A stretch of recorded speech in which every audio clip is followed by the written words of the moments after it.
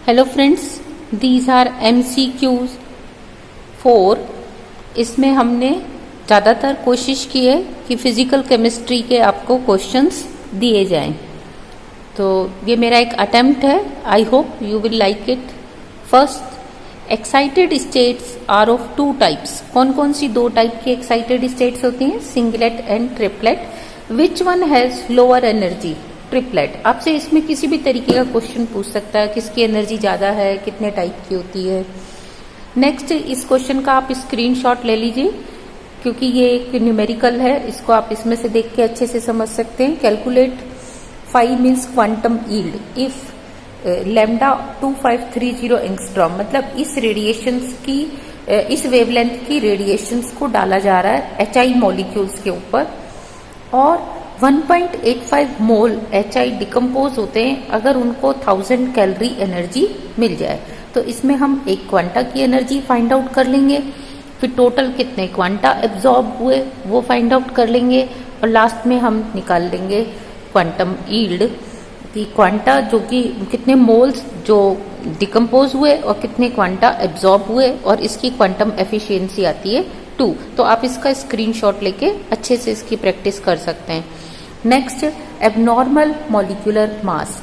What do you mean by abnormal molecular mass? When solute molecules get associated और dissociated in any one solvent, the molar mass of solute is called abnormal molar mass. जब हम दो इम्मिसिबल solvents में किसी solute को डालते हैं और वो उनमें से किसी एक सॉल्वेंट में एसोसिएट हो जाता है या डिसोसिएट हो जाता है तो कॉलिगेटिव प्रॉपर्टीज अकॉर्डिंगली नहीं आती, तो वहां हमें क्या करना पड़ता है? उसका एबनॉर्मल मास देख के फिर कैलकुलेशन करनी पड़ती है। तो एसोसिएट होता है तो दो से ज्यादा मॉलिक्यूल्स आपस में जुड़ जाते हैं, डिसोसिएशन में वो मॉलिक्यूल ब्रेक हो जाता है तो हम उसका जो ब्रेक वाला मास है वो एबनॉर्मल मास का काउंट करते हैं, या जब दो से ज्यादा मॉलिक्यूल जुड़ जाते हैं तो हम उसे एबनॉर्मल मास काउंट करते हैं। Next, want of factor can be defined as, what do you mean by want of factor? Observed value of colligative property। क्योंकि जब सॉल्यूट एसोसिएट हो जाएगा या डिसोसिएट हो जाएगा तो उसकी प्रॉपर्टीज कुछ अलग आएंगी। तो observed value of colligative property and calculated value of colligative property means अगर वो एसोसिएट या डिसोसिएट नहीं होता तो उन दोनों का जो रेशियो है that is called want of factor। तो हम इसको और कैसे लिख सकते हैं? Normal calculated molar mass. कि अगर आप जो सिंपल कैलकुलेशंस कॉलिगेटिव प्रॉपर्टीज जो हैं कैलकुलेटेड उससे आप उसका मोलर मास फाइंड आउट कर रहे हैं MC, और ऑब्जर्व्ड मोलर मास MO, इनका जो रेशियो है that is called want of factor। Chemical potential. Chemical potential क्या होता है? Rate of change in Gibbs free energy per mole of all components. System में 1 2 3 4 5 कितने कंपोनेंट्स हो सकते हैं? तो पर मोल हर कंपोनेंट की जो गिब्स फ्री एनर्जी है उसकी चेंज का जो रेट है वो रेट कहलाता है केमिकल पोटेंशियल। इसको हम μI से डिनोट करते हैं। Delta G means change in free Gibbs free energy और डेल्टा NI हम उसको डिवाइड कर रहे हैं टोटल नंबर ऑफ मोल से, या डेल्टा NI जितने से वो चेंज हो रहा है तो हमें पर मोल फाइंड आउट हो जाता है। When temperature, pressure and other number of moles are constant means you are not changing the composition of the system. Name the method used to determine elevation in boiling point. किस method से हम इसको major करते हैं? इसको हम करते हैं लेंट्ज-बर्जर मेथड से। Next, name the term and define any homogeneous physically distinct part of a system which is bounded by a surface or boundary and mechanically separable from other parts। उसको हम क्या कहते हैं? एक सिस्टम में कोई एक ऐसी होमोजीनस फिजिकली डिस्टिंक्ट पार्ट है एक सिस्टम का जिसकी अपनी एक सरफेस बाउंड्री है और जिसको हम मैकेनिकली सेपरेट कर सकते हैं, उसे हम क्या कहते हैं? उसे हम कहते हैं फेज। एंड ये phase may be solid, may be liquid और it may be gas. Next, number of independent variables variables constitute in an equilibrium mixture by which composition of mixture can be directly or indirectly expressed are called components। मतलब एक system में अगर एक ही component है या एक से ज्यादा है, माना 5 हैं, तो जरूरी नहीं कि आपको पांचों का कंपोजिशन देना पड़े। अगर आप 4 का दे दोगे तो आप 5वें का अपने आप फाइंड आउट कर सकते हो। तो मिनिमम जितने कंपोनेंट्स रिक्वायर्ड होते हैं to express the total composition of system is called components. चाहे उसमें 5, जैसे ये 2 हैं ए और बी, अब अगर आपको ए का बता दिया जाए तो आप बी का अपने आप निकाल सकते हो। क्यों? टोटल में से आप ए को माइनस कर दो। तो इसलिए अब इसमें एक कंपोनेंट ही नेसेसरी है टू डिस्क्राइब द सिस्टम, तो उसे हम बोलते हैं कंपोनेंट। डिग्री ऑफ फ्रीडम क्या होता है, या इसको हम वेरिएंस भी कहते हैं। Number of variable factors, temperature, pressure, composition which must be fixed to define a system completely. आप एक सिस्टम को कंप्लीटली डिफाइन कर सकते हो, तो आपको जितने वेरिएबल्स चाहिए उन्हें हम कहते हैं degree of freedom. Next, name the method by concentration of silver is increased in lead silver alloy. आप लेड सिल्वर एलॉय में किस मेथड से सिल्वर को कंसंट्रेट करते हो, सिल्वर की कंसंट्रेशन को इंक्रीज करते हो, that is Pattinson process. Pattinson process का मैं आपको लास्ट में एक डायग्राम भी बना के दूंगी, आप उसका स्क्रीनशॉट लेके रख लीजिए। Lead silver system composition of system at eutectic point. Lead silver system में यूटेक्टिक पॉइंट पर क्या कंपोजिशन होता है? अब देखो, उसमें हालांकि लेड और सिल्वर 2 कंपोनेंट हैं, लेकिन हम सिल्वर से ही उसको डिस्क्राइब कर रहे हैं कि इसका मतलब रेस्ट क्या होगा, अपने आप लेड होगा। तो इसमें कंपोनेंट एक हुआ, 2.6% सिल्वर होता है, तो इट मीन्स जो 97.4 है वो क्या होगा, लेड होगा। In sulphur system at transition curve both phases sulphur rhombic and sulphur monoclinic are solid, और दोनों क्या होते हैं, इक्विलिब्रियम में होते हैं। तो number of variables will be, उसमें नंबर ऑफ वेरिएबल्स कितने होंगे, only 1। Next, in this transition curve, मतलब इस वाले कर्व में, in this transition curve gives the effect of pressure on. ये किसको बताता है, प्रेशर का इफेक्ट किस पे बताता है ट्रांजिशन कर्व? ये हमें बताता है ट्रांजिशन टेम्परेचर को बताता है कि ट्रांजिशन टेम्परेचर पे प्रेशर का क्या इफेक्ट है। तो आप यहां देखिए, व्हेन मेल्टिंग और fusion curve is going away from pressure axis it represents. देखो, सल्फर के केस में जो मेल्टिंग वाला ये जो कर्व है वो इस तरीके से है, ये आपका प्रेशर एक्सिस होती है, ये इससे ऐसे दूर जाता है, इसका inclination away from this axis है, इस तरफ होता है। What does it mean? It means कि melting point increases with pressure. तो प्रेशर इंक्रीज करने पे मेल्टिंग पॉइंट इंक्रीज होगा। और अगर ये इसका रिवर्स इंक्लिनेशन होता, ऐसे होता, इस तरफ होता, मीन्स टुवर्ड्स प्रेशर एक्सिस होता, जैसे कि वाटर के केस में होता है, तो अगर ये ऐसा है तो it means melting point is proportional to 1 pressure, means pressure के वो इनवर्सली प्रोपोर्शनल है। और ये एक यूनिक केस है, आप इसको बिल्कुल इंपॉर्टेंट बना के याद रखेंगे कि वाटर के केस में इंक्लिनेशन टुवर्ड्स फॉस्फोरस है, एंड अदर देन वाटर सारे सिस्टम में वो आपको इस तरीके से देखने को मिलता है। Isothermal graph is in between. Isothermal graph किस किस के बीच में ड्रॉ किया जाता है? Phosphorus and concentration when temperature is constant, तभी हम इसको क्या कहते हैं, आइसोथर्मल ग्राफ कहते हैं। Next, isobaric graph is in between. Isobaric graph means pressure is constant, तो वो किस किस के बीच में होगा, temperature and composition. When one of the degree of freedom is constant, अगर कोई एक डिग्री ऑफ फ्रीडम को हम कांस्टेंट कर देते हैं तो फेज रूल इक्वेशन में बी रिटर्न एज, उसको हम कैसे लिखते हैं, F dash is equal to C minus P plus 1।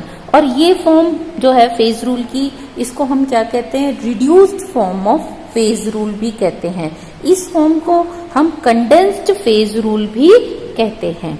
तो आप ध्यान दें, जब एक डिग्री ऑफ फ्रीडम कांस्टेंट होगी, ओनली 2 डिग्री ऑफ फ्रीडम रहेंगी, तब हम इस सिस्टम को काम में लाते हैं, इस इक्वेशन की हेल्प से काम करते हैं।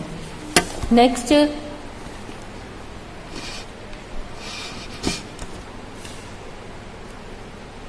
Right the meaning of thaw point. Thaw point क्या होता है? Point eight which melting of A system start. जिस पॉइंट पर कोई क्रिस्टल या सॉलिड मेल्ट होना स्टार्ट होता है उसे हम थॉ पॉइंट कहते हैं, लेकिन जब उसका लास्ट क्रिस्टल भी मेल्ट हो जाता है तो उस पॉइंट को हम कहते हैं melting point. Why do molality preferred over molarity? Because molarity is temperature dependent, temperature के साथ साथ मोलैरिटी चेंज होती है, जबकि molality is temperature independent, that's why molality is preferred. If C is equal to 2 means there are two components, P is equal to 3 और मतलब उस point के ऊपर 3 फेज हैं। फाइंड डिग्री ऑफ फ्रीडम, तो F is equal to C minus P plus 2 से आपने C की वैल्यू 2 रख दी, P की वैल्यू 3 रख दी और 2 यहाँ रखा कांस्टेंट, तो you will get 1। It means degree of freedom is 1। Examples of chemiluminescence are, ये आपको सारे पता होने चाहिए, मैंने एक साथ लिख के दिए हैं, पर वो किसी भी एक को पूछ सकता है कि this is the example of which type of process. तो emission of green white luminescence due to oxidation of yellow phosphorus in oxygen at room temperature, कि फॉस्फोरस को अगर ऑक्सीजन की प्रेजेंस में रूम टेम्परेचर पे उसका ऑक्सीडेशन करें तो हमें ग्रीन कलर का की लाइट हमें मिलती है, उसे हम क्या कहते हैं? केमिल्यूमिनेसेंस।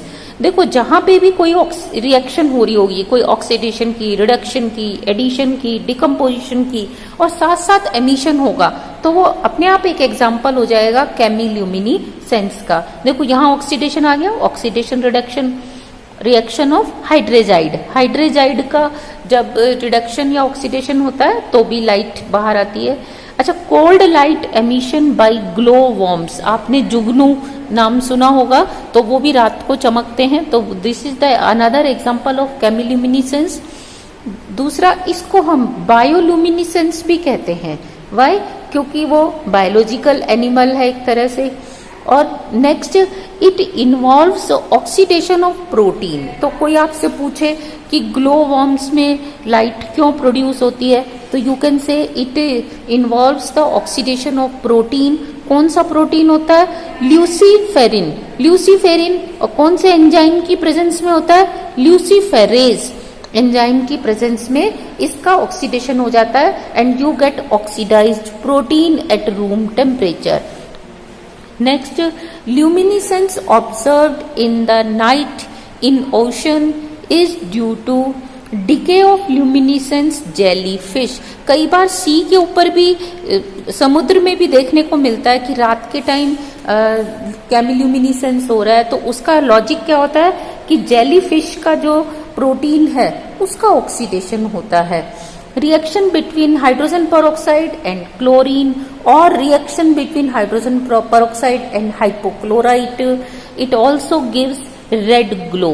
तो ये भी एक केमिल्यूमिनेसेंस का एग्जाम्पल है।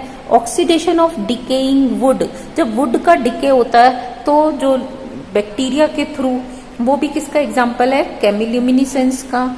और इलेक्ट्रॉन ट्रांसफर रिएक्शंस में जो ग्लो होता है that is also due to chemiluminescence. Next, time involve in fluorescence is, कितना टाइम लगता है फ्लोरिसेंस में? 10 लेस देन 10⁻⁻8 सेकेंड। ये इंस्टेंट होता है, इसीलिए इसके आगे इंस्टेंट वर्ड भी लगा होता है। Examples of fluorescent substances are, fluorescent substance जो जिनके ऊपर लाइट आएगी वो चमकेंगे और जैसे ही लाइट कट ऑफ हुई वो तुरंत उनकी जो चमक है वो खत्म हो जाएगी। तो ऐसे कौन से सब्सटेंस है? इओसिन एक ऑर्गेनिक डाई है। देखो आपसे पूछ सकता है इओसिन क्या है, ऑर्गेनिक डाई, या वो आपसे कह सकता है ऑर्गेनिक डाई जो फ्लोरिसेंस शो करती है उसका नाम बताओ, तो आपको नाम पता होना चाहिए, it is eosin.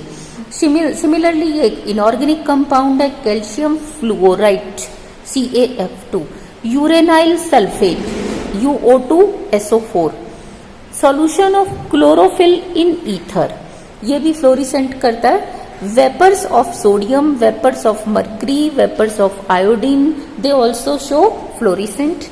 Solution of quinine sulphates, इस ये भी फ्लोरिसेंस शो करता है। Examples of fluorescence are, fluorescence जो शो करते हैं उनके एग्जाम्पल्स क्या हैं? इनके एग्जाम्पल्स हैं zinc sulphide, sulphides of alkali metals. Next, fluorescent substances को हम फॉस्फोरिसेंट में कन्वर्ट कर सकते हैं। हाउ? क्योंकि फ्लोरिसेंट इमीडिएटली करते हैं, इंस्टेंटली करते हैं, तो आप इनको किसी तरीके से सॉलिडिफाई कर दो, फ्यूज कर दो बोरिक एसिड के साथ। इनको फ्यूजन करने पर आपको एक सॉलिड मास मिलता है, और ये सॉलिड मास अब क्या रिप्रेजेंट करता है? फॉस्फोरिसेंट। कैसे? कि अब ये जो सब्सटेंस है ये एक बड़े क्रिस्टल के बीच में ट्रैप्ड हो गया। अब इसके अंदर ही अंदर वाइब्रेशन होते रहते हैं, और ये काफी टाइम तक क्या करता है? फॉस्फोरिसेंट शो करता है। तो इस तरीके से you can convert one fluorescent into one phosphorescent substance. Next is relation between freezing point, relation between freezing point and molality of a solute. तो ये इसका रिलेशन होता है M2RT2 divide by LF W2 into M1 delta TF into W1।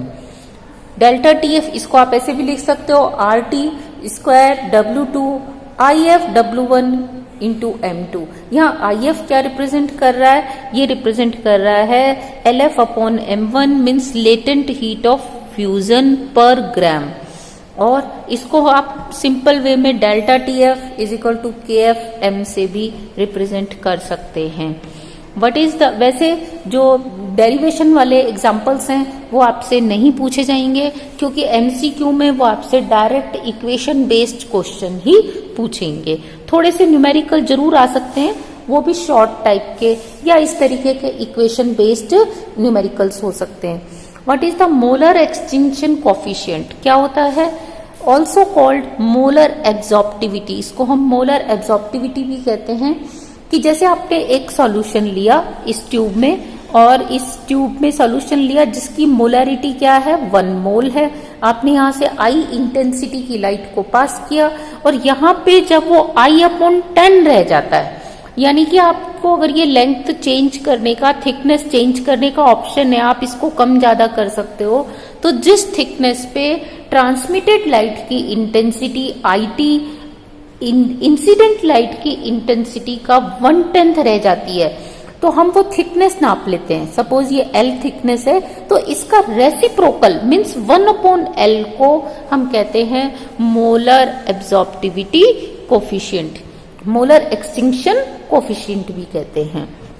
तो this is the reciprocal of that thickness of the solution layer of 1 mole concentrated, 1 mole concentration वाला solution after passing through which intensity of light means incident light reduces to 1/10 of its original intensity का जब वो 1/10 रह जाती है। Next is what do you mean by parity? हम इसको parity को किससे समझाते हैं? Behaviour of an orbital with respect to inversion. Inversion एक ज्योमेट्रिकल ऑपरेशन होता है कि आप सेंटर पॉइंट से x डायरेक्शन पे जो है वो और -x पे सेम डिस्टेंस पे वो अगर एक जैसी चीज है तो इट मीन्स इसमें इन्वर्जन पॉसिबल है। ऐसे ही हम y और z यानी कि z प्लस और z माइनस, y प्लस और y माइनस पे हम देख लेते हैं सेम अगर हमें वेव फंक्शन मिल रहा है तो इट मीन्स उसमें पेरिटी है। तो जैसे जीरेड हम बोलते हैं, ये 2 टाइप से रिप्रेजेंट कर सकते हैं हम पेरिटी को, जीरेड से और अनजीरेड से। जीरेड होता है electronic wave function remains unchange, यानी कि जो वेव फंक्शन प्लस है तो इधर प्लस है तो यहाँ पे भी प्लस होगा, यहाँ माइनस है तो यहाँ पे भी माइनस होगा। यानी कि आपको सेम डिस्टेंस तक x डायरेक्शन और -x में, y और -y में जाने पर अगर आपको same sign of wave function मिलता है, वेव फंक्शन का साइन सेम रहता है तो इट मीन्स वो जीरेड है। और अगर वो चेंज हो जाता है, चेंज साइन हो जाता है तो इट मीन्स वो अनजीरेड है। जैसे इसको मैं आपको एग्जांपल से समझाती हूँ। ये सल्फर प्लस सिमेट्री का होगा पूरा या माइनस का। अब आप इधर जाओगे तो प्लस प्लस, इधर प्लस प्लस, ऊपर प्लस नीचे प्लस, तो ये चारों तरफ से एक जैसा है, तो इट मीन्स इसमें इन्वर्जन पॉसिबल है, तो ये जी रेड होगा, साइन चेंज नहीं हो रहा। लेकिन पी ऑर्बिटल आप चाहे पी एक्स लो, पी वाई लो, पी जेड लो, जैसे ये पी एक्स है, अब देखो इससे इधर गए तो प्लस साइन है, इधर गए तो माइनस साइन है, साइन चेंज हो रहा है, तो इट मीन्स ये अनजीरेड है। लेकिन आप डी ऑर्बिटल की बात करो, देखो सेंटर से आप ऊपर गए प्लस, उतना ही पीछे आ गए तो भी प्लस, अच्छा यहाँ माइनस, उतना ही पीछे चले गए तो माइनस, तो it means sign remains same, तो हम इसको क्या कहते हैं, geared. These are few vapour pressure and composition curves. नीचे कुछ आपको वेपर प्रेशर और कंपोजिशन कर्व बना के दिए हैं, जिसमें आपको 1, 2, 3 3 कैटेगरी दी है। आपको इन तीनों टाइप 1, टाइप 2, टाइप 3 को बताना है कि ये कौन से टाइप के कर्व को रिप्रेजेंट कर रहे हैं। तो इसमें देखो जो ए टाइप का कर्व है, जिसमें आपको कोई कंटिन्यूअस के बीच में कोई एकदम से डिप या एकदम से पीक नहीं मिल रहा, तो ये जो टाइप 1 के जो ग्राफ होते हैं, ये आपका वेपर प्रेशर और कंपोजिशन में है, ये बॉइलिंग टेम्परेचर और कंपोजिशन में है। तो जैसे जैसे आप कंपोजिशन इंक्रीज कर रहे हो, वेपर प्रेशर इंक्रीज हो रहा है, कंपोजिशन इंक्रीज कर रहे हो, बॉइलिंग टेम्परेचर डिक्रीज हो रहा है। अच्छा यहाँ पे आप ध्यान दो, दूसरे वाले में एक जगह पे ऐसा पॉइंट है जहां पे वो मैक्सिमा शो कर रहा है कंसंट्रेशन के साथ, फिर आप उससे ज्यादा कंसंट्रेशन इंक्रीज करते हो तो वो वापस डिक्रीज होता है। तो दूसरे कर्व में आप क्या देख रहे हैं कि आप कंसंट्रेशन इंक्रीज कर रहे हो, लेकिन वो एक मिनिमा शो करके फिर इंक्रीज हो रहा है, तो इसका रिवर्स बिहेवियर बॉइलिंग टेम्परेचर के साथ होगा, क्योंकि बॉइलिंग टेम्परेचर इनवर्सली प्रोपोर्शनल होता है वेपर प्रेशर के। वेपर प्रेशर ज्यादा है तो बॉइलिंग टेम्परेचर कम होगा, और वेपर प्रेशर कम है तो वहां पे बॉइलिंग टेम्परेचर ज्यादा होगा। तो इसमें जो टाइप 1 कर्व है, it represents total vapour pressure of mixture. क्या है इसमें, intermediate of vapour pressure of both component, यानी कि दो कंपोनेंट है ए और बी, तो उन दोनों के वेपर प्रेशर का मीन एवरेज के बराबर है मिक्सचर का वेपर प्रेशर। जबकि दूसरे में क्या है, total vapour pressure show a maxima in the curve, तो ये टाइप 2 हो गया। तीसरे में total vapour pressure show a minima in the curve, तो ये तीसरे टाइप का कर्व हो गया। नेक्स्ट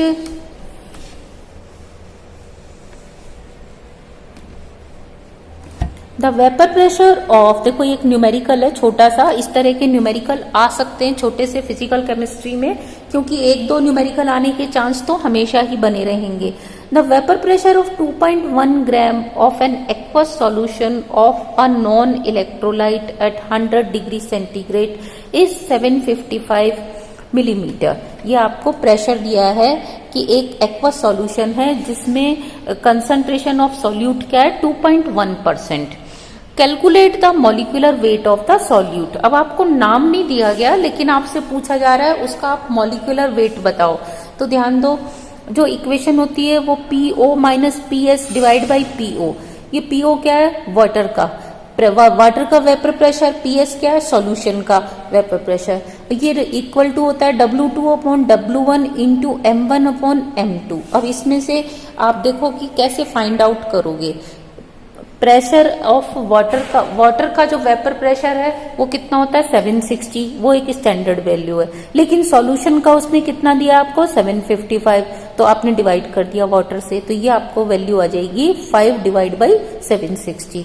दूसरा W2, सॉल्यूट का वेट कितना है, 2.1 ग्राम है, क्योंकि परसेंटेज दी है तो सॉल्यूशन का कितना होगा, 100 होगा। देखो सॉल्यूट का है 2.1, तो इसका मतलब बाकी का पानी होगा तभी तो 100 बनेगा, तो आपको वाटर के ग्राम पता चल गए 97.9। तो W2 अगर 2.1 है तो W1 97.9 होगा। तो ये वाटर है तो M1 भी वाटर होगा, वाटर का मॉलिक्यूलर वेट होता है 18। इसका आपको गिवन नहीं है तो आपने निकालना है M2 कैसे फाइंड आउट करेंगे, देखो M1 दिया है 18, ये स्टैंडर्ड वैल्यू है, P0 स्टैंडर्ड वैल्यू है। अब M2 को फाइंड आउट करने के लिए इसको ऊपर ले जाओ, इस टर्म को नीचे ले आओ, and after calculation you will gate 58.68। It means जो कंपाउंड दिया गया है उसका मॉलिक्यूलर वेट है 58.68। Next, equimolar solution of NaCl, BaCl2 and AlCl3. Which one will have high boiling point? 3 solution है, तीनों इक्विमोलर हैं, 1 मोल NaCl, 1 मोल BaCl2, 1 मोल AlCl3। तो तीनों में से किसका बॉइलिंग पॉइंट हाई होगा? AlCl3 का, फिर इसका। वाई? क्योंकि NaCl डिसोसिएट होके 2 आयन देगा, जबकि ये डिसोसिएट होके 3 आयन देगा, Ba+2 और 2 क्लोराइड। ये डिसोसिएट होके 4 आयन्स देगा, तो इसीलिए इसमें एलिवेशन इन बॉइलिंग पॉइंट सबसे ज्यादा होगा और इसका हाई होगा सबसे ज्यादा। Learn well labelled phase diagram of H2O and sulphur. आपने क्या करना है कि अपनी बुक से सल्फर और वाटर के फेस डायग्राम को लेबल करके अच्छे से पढ़ना है, क्योंकि उसमें वो आपको डायग्राम देख के कहीं से भी क्वेश्चन पूछ सकता है कि ये क्या है, ये कौन से कर्व को शो कर रहा है, या पॉइंट बना के पूछ सकता है इस पॉइंट पे डिग्री ऑफ फ्रीडम क्या होगा, इस लाइन पे डिग्री ऑफ फ्रीडम क्या होगा। तो आपने ये 2 डायग्राम अच्छे से पढ़ने हैं। नेक्स्ट, ट्रिपल पॉइंट क्या होता है? Triple point where 3 phases exist in equilibria.